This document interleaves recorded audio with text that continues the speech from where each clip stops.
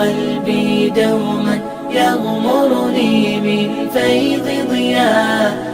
آيات المولى تدفعني نحو العليا. والكون الواسع في صدري أحضنه أرضا وسماء. يا ربي قد نلت. السلام عليكم ورحمة الله وبركاته. أعوذ بالله من الشيطان الرجيم. بسم الله الرحمن الرحيم. الحمد لله رب العالمين. اللهم صل على سيدنا محمد وعلى آل سيدنا مولانا محمد. رب اشرح لي صدري ويسر لي أمري واحلل عقدة من لساني يفقهوا قولي. أعوذ بكلمات الله التامة من كل شيطان وهامة ومن كل عين لامة ولا حول ولا قوة إلا بالله العلي العظيم. ബഹുമാന്യരായ സഹോദര സഹോദരിമാരെ, നമ്മൾ പഠിച്ചുകൊണ്ടിരിക്കുന്നത് സൂറത്തുൽ മുസമ്മിലാണ്. 7-ാമത്തെ ആയത്തിലാണ് നമ്മുടെ ചർച്ചയുള്ളത്. അഊദു ബില്ലാഹി മിനശ് ശൈത്വാനിർ റജീം. ബിസ്മില്ലാഹിർ റഹ്മാനിർ റഹീം. ഇന്ന ലക ഫിന്നഹാരി സബ്ഹൻ തവീലാ. സദഖല്ലാഹുൽ അലിയ്യുൽ അളീം. നബിയെ, തീർച്ചയായും അങ്ങേക്ക് പകലിൽ ദീർഘസമയമുണ്ട്. അങ്ങയുടെ ജോലികൾക്ക് വേണ്ടി പകലിൽ ധാരാളം സമയമുണ്ട്. സമയത്തിൻ്റെ ബർക്കത്തിനെക്കുറിച്ചും അത് എടുത്തു കളഞ്ഞ ഇന്നത്തെ അവസ്ഥയെക്കുറിച്ചും അതിന് കാരണങ്ങളെക്കുറിച്ചും അതിന് നമ്മൾ ചെയ്യേണ്ട കാര്യങ്ങളെക്കുറിച്ചൊക്കെയാണ് നമ്മൾ പറഞ്ഞു വന്നിരുന്നത്. അല്ലാഹു തആല നീണ്ട സമയം എന്ന് പറയുകയും നമ്മൾക്കത് മതിയാകാതെ വരികയും ചെയ്യുന്നത് എന്തുകൊണ്ടാണ് എന്നത് പരിശോധിക്കുകയായിരുന്നു നമ്മൾ. അപ്പോൾ നമ്മൾ സമയത്തെ നിയന്ത്രിച്ചാൽ അല്ലെങ്കിൽ വ്യവസ്ഥാപിതമായി ആസൂത്രണം ചെയ്ത് ഉപയോഗപ്പെടുത്തിയാൽ ബർക്കത്തുണ്ടാവും എന്നത് ഉറപ്പാണ്. അതിന് തയ്യാറില്ലാത്ത ആളുകൾ വലിയ വില കൊടുക്കേണ്ടി വരികയും ചെയ്യും, ഖേദിക്കേണ്ടി വരികയും ചെയ്യും. സമയം നമ്മളെ മുറിച്ചുകൊണ്ട് കടന്നു കളഞ്ഞുകൊണ്ടിരിക്കുകയാണ്. നമ്മളങ്ങനെ മുറിക്കുകയാണ്. നമ്മൾ മുറിക്കുന്ന വാളാണെന്ന് നമ്മൾ പറഞ്ഞിട്ടുണ്ട്. അങ്ങനെ മുറിച്ച് നമ്മളില്ലാതെയാക്കി നമ്മുടെ ആയുസ്സിൻ്റെ അവസാനം വരെ കൊണ്ടെത്തിക്കുകയാണ് സമയം ചെയ്യുന്നത്. മഹാന്മാരായ പണ്ഡിതന്മാർ രേഖപ്പെടുത്തിയതായി കാണാം. വർഷം ഒരു കൊല്ലത്തെ ഒരു വൃക്ഷത്തോട് ഉപമിക്കാം നമുക്ക്. ഒരു കൊല്ലം എന്ന് പറഞ്ഞതൊരു വൃക്ഷം പോലെയാണ്. മാസങ്ങൾ ആ മരത്തിലെ ശാഖകളാണ്. ദിവസങ്ങളോ അത് അതിലെ ചില്ലകളാണ്. മണിക്കൂറുകളോ അത് ആ മരത്തിലെ ഇലകളാണ്. ഇനി സെക്കൻഡുകളോ അത് ആ മരത്തിലുള്ള ഫലങ്ങളാണ്. അപ്പോൾ നമ്മളൊക്കെ ആരുടെയെങ്കിലും സമയം നന്മയിലും നല്ല കാര്യങ്ങൾക്കും ഉപയോഗിച്ചാൽ അതിൻ്റെ ഫലം നന്നാവും, ആ സെക്കൻഡുകൾ നന്നാവും, ആ ഫലം നന്നാവും. തിന്മയിലാണ് ഉപയോഗിച്ചത് എങ്കിൽ അതിൻ്റെ ഫലം ചീത്തയുമാകും. അപ്പോൾ വിളവെടുപ്പിൻ്റെ സമയത്ത് അവൻ കയ്പ് അനുഭവിക്കും. ആ മരത്തിൻ്റെ കൊമ്പുകൾ, ആ മരത്തിൻ്റെ ചില്ലകൾ, ആ മരത്തിൻ്റെ ഇലകൾ, ആ മരത്തിലെ ഫലങ്ങൾ, ഇതിനെയൊക്കെ സാദൃശ്യപ്പെടുത്തിയാൽ നമ്മുടെ ഓരോ സെക്കൻഡും കൃത്യമായി നമ്മൾ നല്ല കാര്യങ്ങൾക്ക് ഉപയോഗപ്പെടുത്തുകയാണെങ്കിൽ ആ മരം മുഴുവനും നമുക്ക് നല്ല രൂപത്തിൽ കൊയ്തെടുക്കാൻ കഴിയും. ഇല്ലെങ്കിൽ അതിനൊന്നും കൊയ്യാനുണ്ടാവില്ല. കൊയ്യണ ദിവസം വരുമ്പോൾ ഒന്നും ഉണ്ടാവില്ല എന്ന് പറഞ്ഞാൽ ആഖിറത്ത് ചെല്ലുമ്പോൾ ഒന്നും ഉണ്ടാവില്ല എന്നർത്ഥം. അപ്പോൾ ഓരോന്നും ഉപയോഗപ്പെടുത്തണമെന്നർത്ഥം. അലി റളിയല്ലാഹു അൻഹു പറഞ്ഞതായി രേഖപ്പെടുത്തപ്പെട്ടിട്ടുണ്ട്, ഈ ലോകം നമ്മളിൽ നിന്ന് വിട പറഞ്ഞുകൊണ്ടിരിക്കുകയാണ്. പരലോകം നമ്മുടെ അടുത്ത് വരികയാണ്. അതല്ല സംഭവിക്കുന്നത്. ഈ ഇഹലോകത്തിനും പരലോകത്തിനും രണ്ടിനും ജീവിക്കുന്ന ആളുകളുണ്ട്. ഇഹലോകത്തിനും പരലോകത്തിനും മക്കളുണ്ട് എന്നാണ് അവിടെ അലി റളിയല്ലാഹു അൻഹു ഉപയോഗിച്ചത്. മക്കളുണ്ട് എന്ന് പറഞ്ഞാൽ രണ്ടിനും വേണ്ടി ജീവിക്കുന്ന ആളുകളുണ്ട്. ഇഹലോകത്തിന് വേണ്ടി ജീവിക്കുന്ന ആളുകളുണ്ട്, പരലോകത്തിന് ജീവിക്കുന്ന ആളുകളുണ്ട്. രണ്ടിൻ്റെയും മക്കളുണ്ടാകും, രണ്ടിൻ്റെയും പിന്നാലെ പോകുന്ന ആൾക്കാരുണ്ട്. നിങ്ങളെന്താക്കണം? പരലോകത്തിന് വേണ്ടി ജീവിക്കുന്നവരാകണം, ഇഹലോകത്തിന് വേണ്ടി ജീവിക്കുന്നവരാകരുത്. എന്താ കാരണം? ഇഹലോകം പോവും, ആഖിറ ഉണ്ടാവുള്ളൂ. ഇന്നത്തെ ദിവസം പ്രവർത്തിക്കാനുള്ളതാണ്. ഇന്ന് വിചാരണല്ല, ഇന്ന് ചെയ്യാനുള്ള സമയമാണ്. ഇന്ന് ആരും വിചാരണ ചെയ്യില്ല. പക്ഷേ നാളെ അങ്ങനെയല്ല. നാളെ ചെയ്യാനൊന്നും ഉണ്ടാവില്ല, അവിടെ വിചാരണ മാത്രമേ ഉണ്ടാവുള്ളൂ. അപ്പോൾ ചെയ്യാനുള്ള സമയത്ത് ചെയ്യണം, പ്രവർത്തിക്കാനുള്ള സമയത്ത് പ്രവർത്തിക്കണം. എന്നാൽ പിന്നെ വിചാരണ സമയം രക്ഷപ്പെടാം. ഇനി നാളെ ചെയ്യാമെന്ന് വെച്ചാൽ കാര്യമില്ല. കാരണം നാളെ ഉണ്ടാവുമെന്ന് നമുക്കറിയില്ല. ആഖിറത്ത് ചെന്നാൽ അവിടെ എന്തായാലും പ്രവർത്തിക്കാനുള്ള അവസരം ഉണ്ടാവില്ല. അതാണ് അലി റളിയല്ലാഹു അൻഹു പറഞ്ഞതിൻ്റെ ചുരുക്കം. നമ്മൾ ബുദ്ധിയുള്ളവർ ബുദ്ധിമാന് ഓൻ ഭയങ്കര തലല്ല ആളാണെന്നൊക്കെ പറയാറുണ്ട്. സത്യത്തിൽ ആരാണ് ഈ ബുദ്ധിയുള്ള ആൾ? അതിന് നബി സല്ലല്ലാഹു അലൈഹി വസല്ലം മറുപടി പറയട്ടെ. എപ്പോഴും സ്വന്തം ശരീരത്തെ വിചാരണ നടത്തുന്നവൻ, മനസ്സിനെ വിചാരണ നടത്തുന്നവനും മരണത്തിന് ശേഷമുള്ള ജീവിതത്തിന് വേണ്ടി സൽക്കർമ്മങ്ങൾ ചെയ്ത് സൂക്ഷിക്കുന്ന ആളുകളും സൽക്കർമ്മങ്ങൾ ചെയ്ത് ജീവിക്കുന്ന ആളുകളും മരണത്തിന് വേണ്ടിയുള്ള കാര്യത്തിന് ഒരുങ്ങുന്നവരാണ് അത്ര ബുദ്ധിമാന്മാർ. അതല്ലാതെ വേറെ ഏത് ബുദ്ധിജീവിയും യഥാർത്ഥ ബുദ്ധിജീവി അല്ല എന്നാണ്. ഇവിടെ കുറച്ച് കണ്ടുപിടുത്തങ്ങളും കുറച്ച് തലയും മണ്ടൊക്കെ ഉണ്ട്, ആളുകളൊക്കെ ഭയങ്കര ബുദ്ധിമാനാന്നൊക്കെ പറയുമെങ്കിലും ആഖിറത്തിൽ അവനെ സംബന്ധിച്ചിടത്തോളം ഒന്നുമല്ല. ആഖിറത്തിന് വേണ്ടി, മരണാനന്തര ജീവിതത്തിന് വേണ്ടി മെനക്കെടുന്നവർ അവരാണത്രേ യഥാർത്ഥ ബുദ്ധിമാൻ. പരിശുദ്ധ ഖുർആൻ 59-ാമത്തെ ആയത്തിൽ അല്ലാഹു തആല ഈ വിഷയം നമ്മളോട് പറഞ്ഞിട്ടുണ്ട്. നിങ്ങൾ മെനക്കെടേണ്ടത് നാളേക്ക് വേണ്ടിയാണ്. ബിസ്മില്ലാഹിർ റഹ്മാനിർ റഹീം. യാ അയ്യുഹല്ലദീന ആമനു തഖുല്ലാഹ് വൽതൻദുർ നഫ്സും മാ ഖദ്ദമത് ലിഗദിൻ. നാളേക്ക് എന്തു തയ്യാറാക്കി വെച്ചു എന്ന് ഓരോ നഫ്സും ചിന്തിക്കട്ടെ. ഇന്നേക്ക് എന്താ തയ്യാറാക്കിയെന്നല്ല, അടുത്ത മാസം പിന്നെ എന്താണ് പറയുക, ഇങ്ങനെ ഒരു വിഷയമുണ്ട് എൻ്റെ വീട്ടിൽ, എൻ്റെ കുടുംബത്തിൽ, എൻ്റെ നാട്ടിൽ, അതിനുവേണ്ടി എന്താ തയ്യാറാക്കിയതെന്നല്ല, നാളെ ആഖിറത്തേക്ക് ചെല്ലുന്ന സമയത്ത് എന്തൊരുക്കി വെച്ചിട്ടുണ്ടോ എന്ന്. അവിടെയാണ് പ്രശ്നം. ഇവിടുത്തൊക്കെ എങ്ങനെയൊക്കെ കഴിഞ്ഞു പോകും എന്ന് പറഞ്ഞാൽ ഇവിടുത്തെ കാര്യങ്ങൾക്ക് ഒരുങ്ങണ്ട എന്നല്ല പറഞ്ഞതിൻ്റെ അർത്ഥം. ദുനിയാവിന് പിന്നാലെ അങ്ങനെ അള്ളിപ്പിടിച്ച് കൂടരുത്. ദുനിയാവ് വേണം നമുക്ക്, ആരാൻ്റെ മുമ്പിൽ കൈ നീട്ടാതെ അജ്ജത്തോടെ ജീവിക്കാൻ വേണം, അള്ളിപ്പിടിച്ച് കൂടരുത് എന്നേ പറഞ്ഞതിൻ്റെ അർത്ഥമുള്ളൂ. അപ്പോൾ മുഅ്മിനീങ്ങളായ ആളുകളെ സംബന്ധിച്ചിടത്തോളം ഇത്രയും പറഞ്ഞതിൽ നിന്ന് നമുക്ക് മനസ്സിലാവുന്നത് ഓരോ നിമിഷം വിലപ്പെട്ടതാണ്. ഒരു കാര്യം ചെയ്യുമ്പോൾ ഓരോ നിമിഷം കൊണ്ട് നമുക്ക് എന്തൊക്കെ ചെയ്യാൻ കഴിയും എന്നിങ്ങനെ എന്താണ് പറയുക, ആലോചിച്ച് ചിന്തിച്ച് അതിനനുസരിച്ചുള്ള ഒരു ഉപയോഗപ്പെടുത്തൽ കൂടെ നമ്മുടെ ഭാഗത്തു നിന്നുണ്ടാവണം. നമ്മളിന്ന് ഇൻഫർമേഷൻ ടെക്നോളജിയുടെ, IT-യുടെ, അതല്ലെങ്കിൽ അങ്ങനത്തെ കമ്മ്യൂണിക്കേഷൻ ടെക്നോളജീസിൻ്റെ ഒക്കെ ഏറ്റവും ടോപ്പിലാണ് നമ്മളിന്നുള്ളത്. മാഷാ അല്ലാഹ്.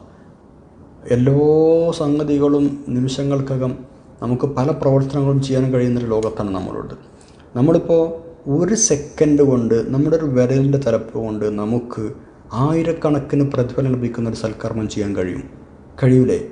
ഉദാഹരണം, നമ്മളെ കയ്യിലുള്ള ഒരു മൊബൈൽ, ആ മൊബൈൽ നമ്മൾ സമർത്ഥമായി വയസ്സായി ബുദ്ധിപൂർവ്വം ഉപയോഗിക്കുകയാണെങ്കിൽ ദീനിൻ്റെ ദഅവത്തിന് വേണ്ടി, നല്ല കാര്യങ്ങൾ പ്രചരിപ്പിക്കാൻ വേണ്ടി, ഖുർആൻ ക്ലാസ്സുകൾക്ക് വേണ്ടി, മറ്റുള്ള വിഷയങ്ങൾ നല്ല കാര്യങ്ങൾക്ക് വേണ്ടിയൊക്കെ നിങ്ങൾ വിനിയോഗിക്കുകയാണെങ്കിൽ നിങ്ങളൊന്ന് ആലോചിച്ച് നോക്കുകയാണെങ്കിൽ എത്രയോ ഗ്രൂപ്പുകളാണെന്നുള്ളത്. സുബ്ഹാനല്ലാഹ്, എത്രയോ ആളുകൾ, എല്ലാവരും വാട്സപ്പിൻ്റെ പിന്നുള്ള ആളുകളാണ്, അതേമാതിരി ഫേസ്ബുക്കുള്ള ആളുകളാണ്, മറ്റുള്ള ട്വിറ്റർ കാര്യങ്ങളൊക്കെ ഉപയോഗിക്കുന്ന ആളുകളാണ്.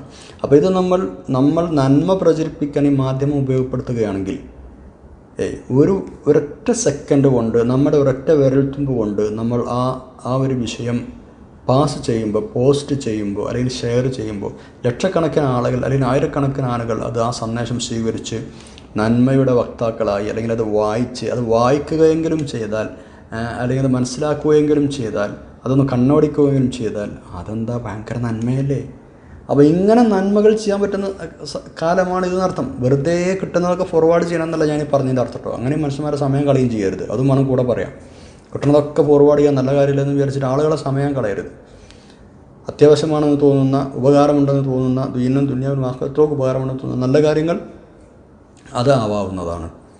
അത് പിന്നെ പരമാവധി പ്രചരിപ്പിക്കേണ്ടതുമാണ്. പ്രത്യേകിച്ച് നമ്മുടെ ക്ലാസ്സുകളൊക്കെ അൽഹംദുലില്ലാഹ് നമ്മൾ ഖുർആൻ പഠിക്കാൻ വേണ്ടിയുള്ള ക്ലാസ്സാണ്, വാട്സപ്പ് കൂട്ടായ്മയാണ്. നമ്മളിതിൽ ചിലവഴിക്കുന്ന സമയം, ഇത് കേൾക്കുന്നത്, ഇതിന് അധ്വാനിക്കുന്നത് ഒക്കെ സ്വാലിഹായ അമലാണ്. നല്ല നിയ്യത്താണെങ്കിൽ അല്ലാഹു നമ്മുടെ നിയ്യത്തുകളൊക്കെ ശരിയാക്കി തരട്ടെ. ആമീൻ റബ്ബൽ ആലമീൻ. അപ്പോൾ ആ ഒരു വിഷയം നമ്മൾ പ്രധാനമായി ശ്രദ്ധിക്കണം.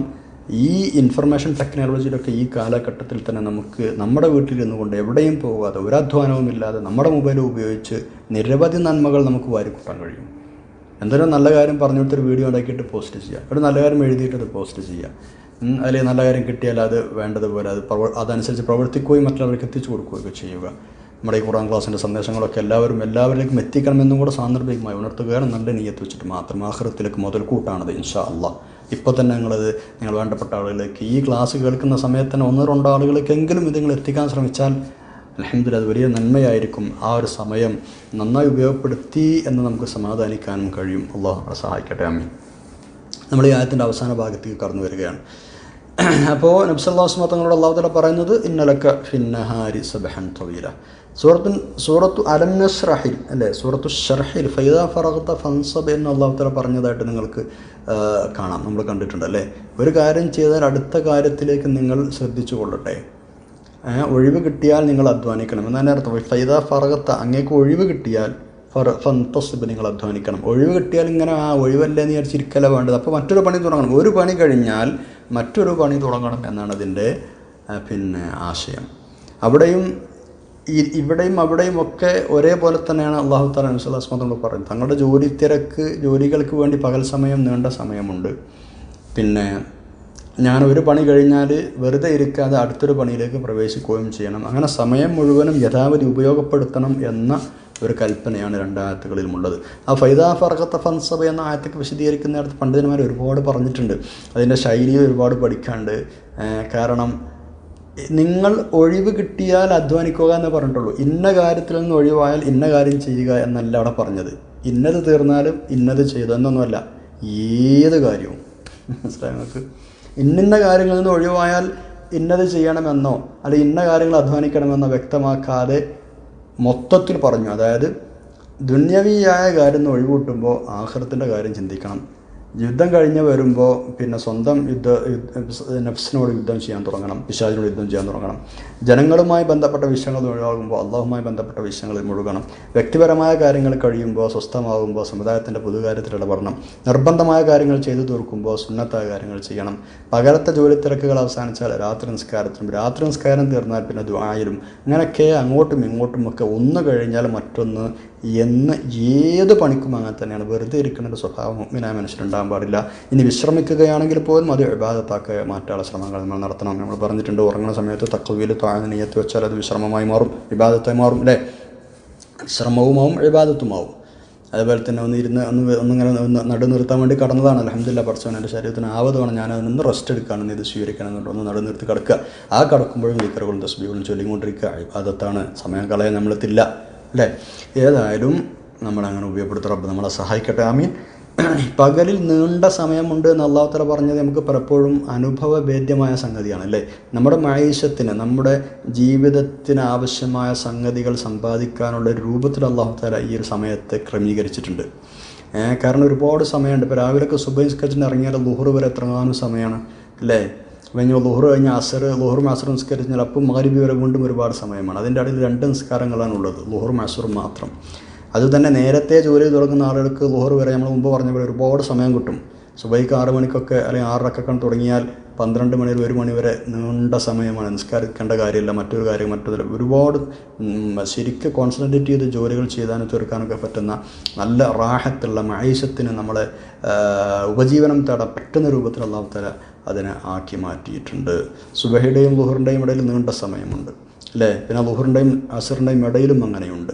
അസറിൻ്റെയും മഗ്‌രിബിൻ്റെയും ഇടയിലും അത്ര സമയമുണ്ട്. പിന്നെ അവിടുന്ന് അങ്ങോട്ട് മഗ്‌രിബും ഇശാവും 1.5 മണിക്കൂറിൻ്റെ ഗ്യാപ്പേ ഉള്ളൂ. അങ്ങനെ രാത്രിയാണല്ലോ. അത് കഴിഞ്ഞാൽ പിന്നെ വേഗം ഉറങ്ങണം. ഉറങ്ങി ആ ഇശാൻ്റെ ഇടയിൽ കുറച്ച് ഗ്യാപ്പ് ഇട്ടിട്ടാണ് സുബഹി വരുന്നത്. എന്നാൽ ഉറങ്ങാനുള്ള സമയം കിട്ടിയിട്ട് മാഷാ അല്ലാഹ് റബ്ബിൻ്റെ ക്രമീകരണം ആലോചിച്ച് നോക്കണം നിങ്ങൾ. അല്ലേ? സുബഹി മുതൽ ളുഹർ വരെ നല്ല നീണ്ട സമയം. പിന്നെ ളുഹറിൻ്റെയും അസറിൻ്റെയും ഇടയിലും അത്യാവശ്യം സമയമുണ്ട്. അസറിൻ്റെയും മഗ്‌രിബിൻ്റെ ഇടയിലും അത്യാവശ്യം സമയമുണ്ട്. അപ്പോൾ ളുഹർ മുതൽ സുബഹി മുതൽ മഗ്‌രിബ് വരെ നല്ല നീണ്ട ഒരു സമയമുണ്ട്. അതിന് ശേഷം 1.5 മണിക്കൂർ കൊണ്ട് ഇശയായി. അത് പെട്ടെന്ന് വന്നു, ഇശ പെട്ടെന്നാക്കി. കാരണം എന്താ? വേഗം ഇശ കഴിഞ്ഞിട്ട് കടന്നുറങ്ങണേ, എന്തിനാ സുബഹിക്ക് നീക്കാണ്ട്. അങ്ങനെ മഗ്‌രിബ് കഴിഞ്ഞേക്ക് വേഗം ഇശയാക്കി. ഇശ കഴിഞ്ഞിട്ട് കുറച്ച് അത്യാവശ്യം നല്ല ഒരു 5-6 മണിക്കൂർ സമയമിട്ടിട്ട് പിന്നെ എന്താക്കി, സുബഹിയുടെ ടൈം തരുകയും ചെയ്തു. സുബ്ഹാനല്ലാഹ്, അള്ളാഹുവിൻ്റെ നിഅമത്തും റഹ്മത്തുമാണത്. അപ്പോൾ ഇങ്ങനെ രാവും പകലുമൊക്കെ നമുക്ക് ക്രമീകരിച്ച് തന്നത് റബ്ബിൻ്റെ വലിയ നിഅമത്താണ്. അതൊക്കനുസരിച്ച് ആ നിഅമത്തിനെ നമ്മൾ ശുക്ർ ചെയ്ത് വേണ്ട വിധം രാവും പകലും ഉപയോഗപ്പെടുത്തി ആഖിറത്തിലേക്ക് മുതൽക്കൂട്ടാക്കാനുള്ള വകുപ്പുകൾ നമ്മൾ ചെയ്യണം എന്നതാണ് ഇത്തരം ആയത്തുകളുടെ ആശയങ്ങൾ. ഇത്രയും വിശദമായി നമ്മൾ പറഞ്ഞത് സമയത്തിൻ്റെ കാര്യത്തിൽ ശ്രദ്ധിക്കാനാണ്. നമുക്ക് മനസ്സിലായിട്ടുണ്ടെന്ന് കരുതുകയാണ്. അല്ലാഹു തആല നമുക്ക് നല്ല ബോധം തരട്ടെ. എല്ലാ ആഖിറത്തിൽ ഉപകാരപ്പെടുന്ന രീതിയിൽ നമ്മുടെ എല്ലാ സെക്കൻഡുകളും ഉപയോഗപ്പെടുത്തുന്ന നമ്മൾ സഹായിക്കട്ടെ. ആമീൻ. കഴിഞ്ഞുപോയ കാലങ്ങൾ നമ്മൾ ചെയ്ത തെറ്റുകൾ, കുറ്റങ്ങൾ അല്ലാഹുവിൻ്റെ മഹ്ദ് ഫദ്ൽ കൊണ്ട് നമുക്ക് പുറത്ത് മാപ്പാക്കി തരികയും ചെയ്യട്ടെ. ആമീൻ യാ റബ്ബൽ ആലമീൻ. ഇൻഷാ അല്ലാഹ് 8ാമത്തെ ആയത്ത് നമുക്ക് അടുത്ത ക്ലാസ്സിൽ പഠിക്കാം. സുബ്ഹാനകല്ലാഹുമ്മ ബിഹംദിക അശ്ഹദു അല്ലാ ഇലാഹ ഇല്ലാ അൻത അസ്തഗ്ഫിറുക വഅതൂബു ഇലൈക്. അസ്സലാമു അലൈക്കും വറഹ്മത്തുള്ളാഹി വബറകാതുഹു.